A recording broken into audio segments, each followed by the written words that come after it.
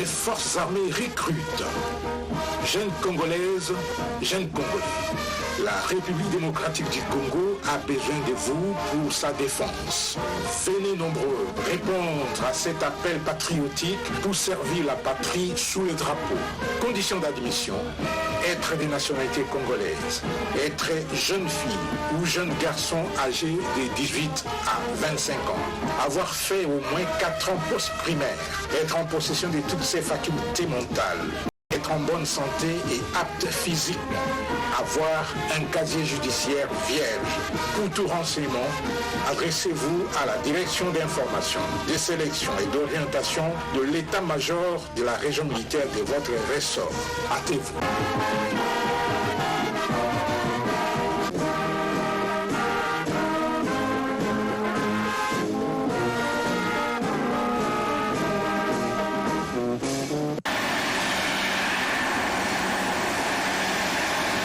Faisant partie de la suite du commandant suprême attendu à Kisangani, chef-lieu de la province de la Chopo, le chef d'état-major général des forces armées de la République démocratique du Congo, le général d'armée Christian Chiwewe Songesa, est arrivé à Kisangani ce mercredi 23 octobre 2024 à 13h locales par l'aéroport international de Bangoka. Reçu au pied d'avion par le commandant de la 3e zone de défense, le lieutenant général Mbangu Machita Marcel, ainsi que tous les officiers généraux présents à Kisangani, le chef état-major général s'est fait accompagner des commandants de force, en l'occurrence celui de la force terrestre, les commandants de la force aérienne et les commandants de la force navale pour ce faire. L'agenda du chef état-major général des FARDC n'étant encore révélé au public, l'autorité a présidé dans la salle d'attente de l'aéroport de Bangoka une réunion à l'intention des commandants de grandes unités et leurs adjoints avant que son cortège ne prenne la direction de sa résidence dans la commune de Makiso en ville de Kisangani.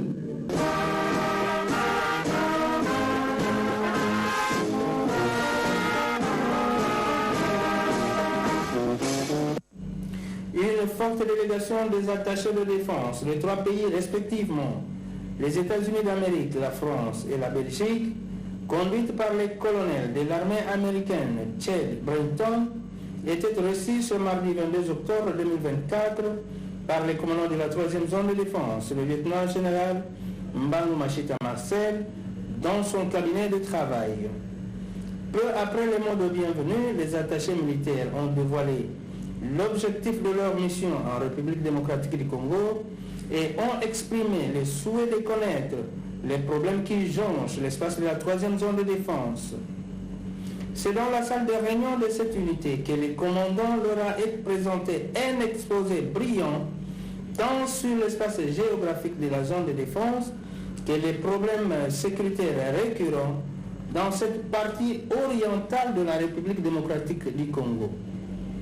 C'est avec admiration que l'attaché militaire des USA a lancé quelques mots en anglais pour féliciter son interlocuteur, et ce en présence des commandants adjoints respectivement, celui en charge des opérations et renseignements, le général-major Mutupeke Dieudonné, et celui en charge de l'administration et logistique, le général de brigade John Sangwa, et le chef d'état-major de la 3e zone de défense, le général de brigade Séraphin Kelekelo. Et ici est de noter que plusieurs questions liées à l'évolution de l'armée en République démocratique du Congo étaient débattues avec succès.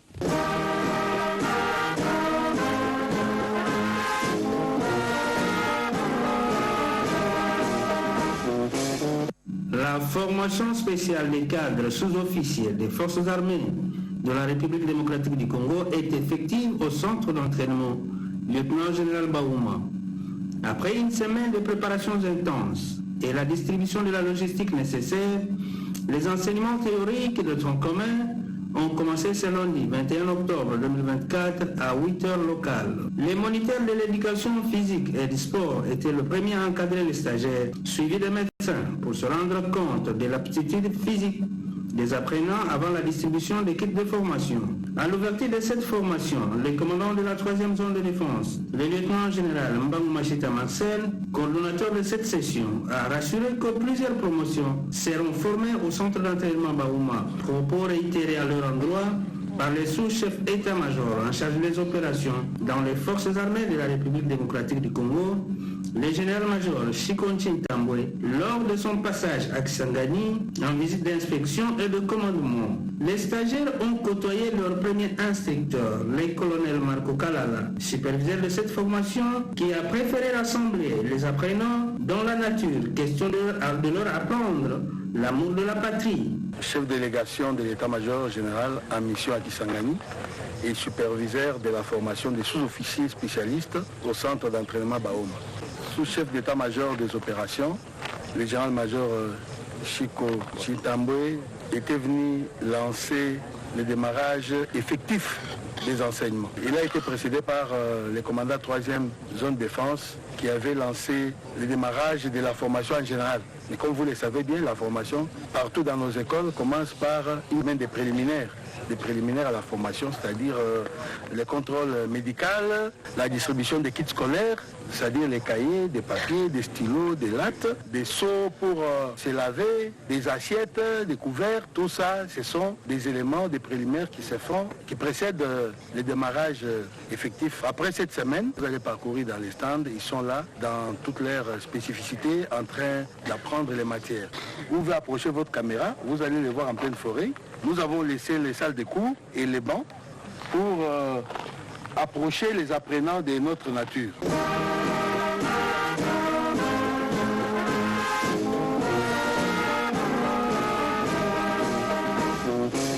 Le ministre centrafricain de Défense, Biro Ramo Claude, a visité le vendredi 18 octobre 2024 l'école de guerre de Kinshasa et l'école du commandement et d'état-major. L'objectif de sa visite était de s'imprégner des conditions d'apprentissage dans ces deux écoles supérieures militaires de la République démocratique du Congo. Dans l'amphithéâtre Maréchal Mobutu Sese Seko du groupement des écoles supérieures militaires, le général-major Mouland Nawej Godefroid a souhaité la bienvenue à l'hôte des marques avant des exposés de l'école de Kinshasa et de l'école du commandement et d'état-major sur les missions, l'organisation et le fonctionnement de ces deux structures militaires. C'est pour moi un honneur de vous recevoir dans ce cadre du groupement des écoles supérieures militaires dénommé Maréchal Mobutu Sese Seko, a dit le commandant de l'école de guerre de Kinshasa. Je vous souhaite ainsi la bienvenue et vous demande de passer un bon séjour dans ce campus du Centre supérieur militaire. Dans son intervention, le ministre Biro Ramo Claude a exprimé sa joie de visiter l'école de guerre de Kinshasa et l'école de commandement et d'état-major. Il était très important pour moi de visiter ces écoles militaires parce qu'il y a au sein de ces écoles des stagiaires centrafricains, a indiqué le ministre centrafricain de la Défense. À lui de poursuivre. À vous tous, je vous conseille d'être assidus et déterminés au cours jusqu'à la fin de votre scolarité. Sur ce, je vous demande de ne pas baisser le régime et de porter plus haut le flambeau de vos pays respectifs, a-t-il conclu. Une visite guidée l'a conduit successivement à la salle de promotion de l'école du commandement et d'état-major, à la bibliothèque de l'école de guerre de Kinshasa, au dortoir et au bâtiment administratif de ces deux écoles avant de consigner dans le livre d'or de ces écoles. Un échange de cadeaux s'en est suivi entre le ministre Biro Ramo Claude et les commandants de l'école de guerre de Kinshasa et celui de l'école de commandement et d'état-major.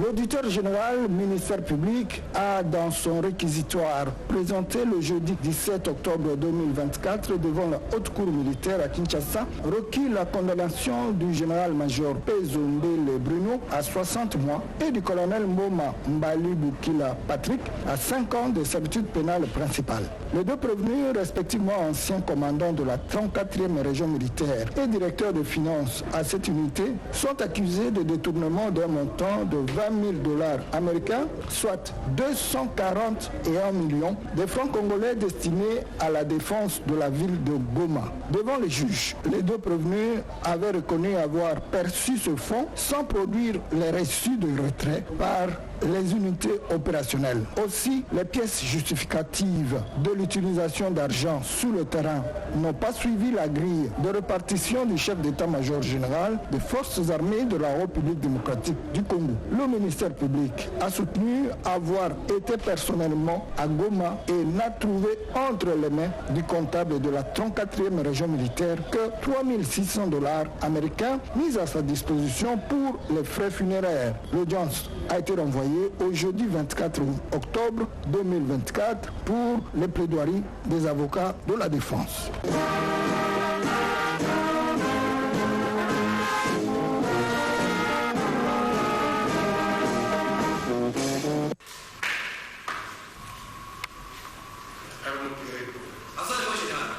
La Haute Cour militaire a pris en délibéré le vendredi 18 octobre 2024 au degré d'appel la cause auditeur général, ministère public, contre le colonel Kalamba Mikombe Mike et consorts. Le ministère public avait en son temps requis la peine capitale pour le premier Kalamba pour avoir tué 42 adeptes de la foi messianique dénommés Wazalendo et blessé 83 autres dans leur temple à Goma en 2022 et pour avoir détruit 12 armes saisies sur place. De même, l'accusation a demandé à la Haute Cour militaire de condamner les prévenus soldats de deuxième classe Moati Moussombui, soldats de deuxième classe Amit Tabangala et soldats de Mbaya, chacun à 10 ans de servitude pénale principale pour meurtre de mêmes victimes. À en croire les faits de la cause, les 3 soldats avaient commis ce forfait sur les ordres du colonel Kalamba, alors commandant de la force spéciale de la garde républicaine basée à Goma. Ils voulaient sauver un policier lynché par les Wazalendo lors de leur manifestation contre la MONUSCO dans la ville. Après avoir déclaré clos les débats et pris la cause en délibéré, la Haute Cour militaire a promis de rendre son arrêt définitif dans le délai de la loi.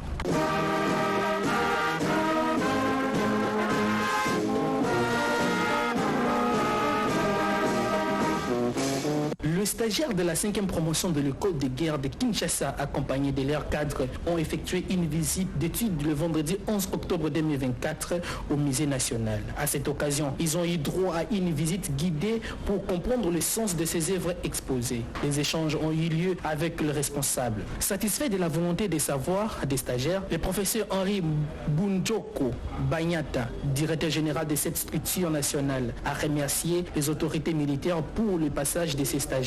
Nous remercions les autorités militaires d'avoir surtout songé à visiter les musées.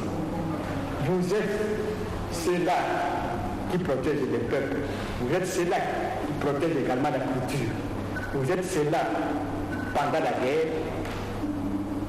Il y a des recommandations de l'ONU qui vous disent de protéger les musées, de protéger ce qui est culturel, des sites et monuments où il y a des marcations pendant la guerre. Et du fait que vous êtes passé par les musées, et du fait que vous, comme nous avons dit, vous êtes multicolore, que le message du directeur général de la RDC qui a toujours voulu que les Africains se retrouvent à partir de leurs objets, qui les réunissent, pour savoir qu'il n'y a qu'une seule culture africaine. Comme vous avez vu des preuves, nous avons retrouvé les mêmes problèmes, les mêmes solutions, les mêmes orientations, les mêmes réflexions, pour dire que nous sommes tous unis. Je souhaiterais que vous puissiez être des messagers auprès des autorités, qu'à chaque fois qu'il y a une organisation militaire vienne visiter les musées, pour qu'ils puissent découvrir effectivement que nous aussi, on avait des bases qui ont fait que nous puissions être là, que nous puissions nous dire africains, que nous puissions résister et que nous puissions continuer à être là comme pour la sécurité de nos pays. Je vous remercie. Au nom de sa hiérarchie, le lieutenant-colonel Kunzo Museba Mumba, chef de la délégation, a remercié le directeur général du musée national de la République démocratique du Congo pour l'accueil et surtout pour les explications fournies. Le problème arrive, il s'est sacrifié, il a donné de son temps pour nous expliquer lui-même la réalité. Donc nous avons été considérés et pris en charge. Voilà pourquoi au nom de ma hiérarchie, la 5e promotion de l'école de guerre, nous tenons à vous remercier.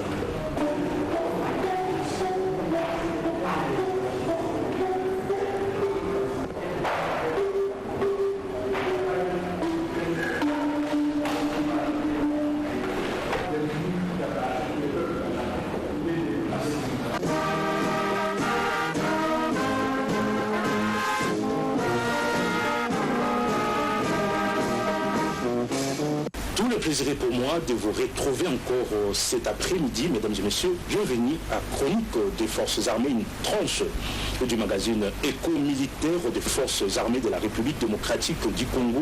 Les Forces Armées de la République démocratique du Congo ont procédé au lancement d'une nouvelle série de recrutement de cette jeunesse et se pose des questions.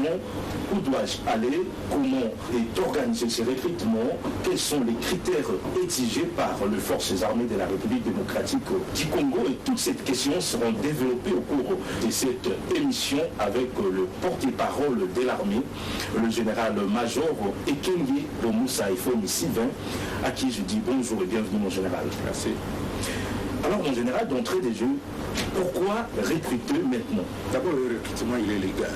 Chaque année, la législation qui organise le fonctionnement et l'organisation des forces armées veut que nous puissions recruter chaque année. C'est pourquoi on recrute. On recrute, oui, mais quelles sont les motivations? Puisque dernièrement, il y a plus ou moins 2 ans, on a recruté plus de 40 000 hommes. Peut-être qu'on va en parler. Et aujourd'hui, sur ordre du commandant souverain, la République démocratique du Congo doit recruter 60 000. Effectivement, on ne va pas recruter les 60 000 à la fois, on va y aller progressivement. Mais les motivations sont lesquelles? D'abord, nous sommes dans un pays continent, 2 345 410 km². Et cet espace-là a des zones lacunaires.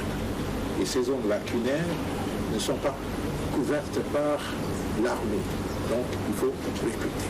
Depuis plus de 20 ans, on n'a pas recruté selon les normes. Vous vous souviendrez qu'il y a eu des recrutements où les gens s'entraînaient avec des bâtons, pieds nus. Il fallait recruter et former selon les normes. En plus de cela, notre armée est engagée aux opérations depuis très longtemps. Il n'y a pas eu de relève. Et en plus de cela, comme les unités étaient engagées, eh bien, il y a eu le niveau d'attrition très élevé. Évidemment, il y a eu des disparus, des déserteurs, des blessés, des invalides, des malades, et aussi des personnes qui n'ont plus la capacité de combattre. Et en plus de cela, vous êtes sous-lieutenant chez des pelotons, demain vous êtes capitaine, vous ne pouvez être chez des pelotons, vous devez changer de fonction. Vous êtes sergent chez des sections, demain vous devenez commissaire-major ou adjudant, vous ne pouvez plus occuper cette fonction-là. C'est toutes ces motivations qui font que nous puissions recruter. Et recruter pour, 1, constituer, créer de nouvelles unités, et 2, pour renforcer les anciennes unités et pas leurrer complètement avec des éléments frais, mélangés avec les anciens, encore capables de combattre. Et puis, on va les entraîner et remettre à flot les unités qui ont connu des cas élevés d'attrition. Tout cela fait que le président de la République, Félix-Antoine Tshisekedi Tshilombo, a donné les ordres au chef d'état-major général pour que nous puissions lancer ce recrutement. Le recrutement a déjà commencé et ces gens, d'ailleurs, vous devez voir ce qui se passe déjà au centre d'instruction Lukusa. Les gens sont déjà là-bas et regardez comment ils sont habillés et comment la caserne est achalandée par les lits, les matelas et ensuite avec les vivres et consorts. Merci mon général. Vous venez de l'évoquer, il y a 2 ans, le chef de l'État, le commandant suprême, avait procédé à l'appel à la mobilisation générale. Et nous avons vu un flux de jeunes. Plus de 40 000 jeunes étaient recrutés au sein des FARDC. Alors, qui sont-ils devenus aujourd'hui, mon cher? Voilà, comme je l'ai dit tout à l'heure, avec ces jeunes, on a constitué de nouvelles brigades qui sont aujourd'hui opérationnelles. Il y en a qui sont engagés, il y en a qui sont en attente d'affectation, il y en a qui sont des réserves. D'autres ont été envoyés pour compléter les unités existantes, je l'ai dit. Donc, il y en a qui ont été envoyés pour les unités spéciales, il y en a qui sont dans les unités de réaction rapide, il y en a qui sont dans les régiments et ils sont aujourd'hui opérationnels et d'autres unités continuent à s'entraîner pour, en attendant leur déploiement sur le terrain. Alors cette fois-ci, mon général, qui recruter et à quels critères ou conditions? Nous avons deux types de recrues, puisqu'on recrute à la fois la troupe et les cadres faux, des officiers, les cadres qui vont participer à la compétition nationale qu'on appelle le CONAT, participer à ces concours qui est au niveau national, puisque le recrutement est national, puisque notre armée, c'est une armée nationale et républicaine. Chaque province doit envoyer ses valeureux fils, ses valeureuses filles pour intégrer l'armée. Pour tout le monde, que ce soit pour la troupe, que ce soit pour les officiers, les conditions sont identiques. D'abord, être de nationalité congolaise, être jeune fille ou jeune garçon âgé de 18 à 25 ans pour la troupe, et jusqu'à 35 ans maximum pour des cadres universitaires qui doivent avoir fait la troupe au moins 4 à 5 ans post-primaire. Quand je parle de post-primaire, je vois 4 à 5 ans, 7, 6 ont participé au concours. Être de bonne moralité, c'est-à-dire qu'ici, on ne recrute pas les kourounas, les voleurs, les criminels, on recrute des bons citoyens. Être en possession de toutes ces facultés mentales et aussi être en bonne santé et avoir des conditions physiques impeccables. Quand je parle de la bonne santé, c'est qu'il ne faudrait pas que des gens qui sont malades puissent venir dans l'armée. Et c'est toutes les maladies chroniques. La malaria, on peut la soigner facilement, mais quand vous avez l'infection à VIH ou le sida, l'hépatite B, l'hépatite C, l'épilepsie, la tuberculose, le syphilis, vous avez l'hypertension. J'ai dit tout à l'heure que les conditions physiques doivent être impeccables parce que la formation militaire, l'une de ses caractéristiques, c'est l'effort physique. Et cet effort physique peut réveiller toutes ces maladies chroniques. Et ces maladies chroniques, lorsqu'elles sont réveillées par l'effort, elles peuvent entraîner la mort. Il faut aussi avoir un casier judiciaire vierge et être célibataire sans enfant. Pourquoi célibataire sans enfant? C'est l'une des conditions. Il ne faudrait pas que quelqu'un qui vient servir la patrie puisse avoir une charge où il aurait des soucis, comment faire survivre sa femme et ses enfants pendant qu'il lui est en formation, puisqu'il sera en plein temps en formation. Et après la formation, il va signer un contrat, travailler pendant 7 ans. Pendant ces 7 ans-là, il doit rester célibataire et sans enfant pour consacrer sa vie à la nation. Ce n'est qu'après ces 7 ans-là qu'il pourra signer notre contrat s'il veut rester dans l'armée et puis se marier et avoir des enfants. Pour les officiers, on les recrute sous titre, sous demande de chaque force, de chaque corps. Et pour la force aérienne, par exemple, la force aérienne doit former des pilotes. Il va puiser ses candidats pilotes dans les officiers qui viennent de l'académie, mais aussi parmi les civils qui ont fait, par exemple, l'aviation civile. Ils peuvent postuler, qui sont des licenciés en mathématiques, les techniques d'aviation, les contrôles du trafic aérien, la télédétection, la météorologie, l'hôtellerie de l'air. D'ailleurs, il y a certaines dames qui m'ont appelé, qui ont fait l'hôtellerie, je les ai guidés vers les centres pour qu'ils puissent se faire enregistrer et ils vont passer les concours au profit de la force aérienne. Pour la force navale, ils ont besoin des mécaniciens, des électromécaniciens, des ingénieurs en mécanique, des ingénieurs électromécaniques, des électroniciens, des ingénieurs électriciens. Et pour les météorologues, bien sûr, puisqu'ils font le même travail. Pour le corps de santé militaire, c'est toutes les spécialités de la santé, en passant par les médecins.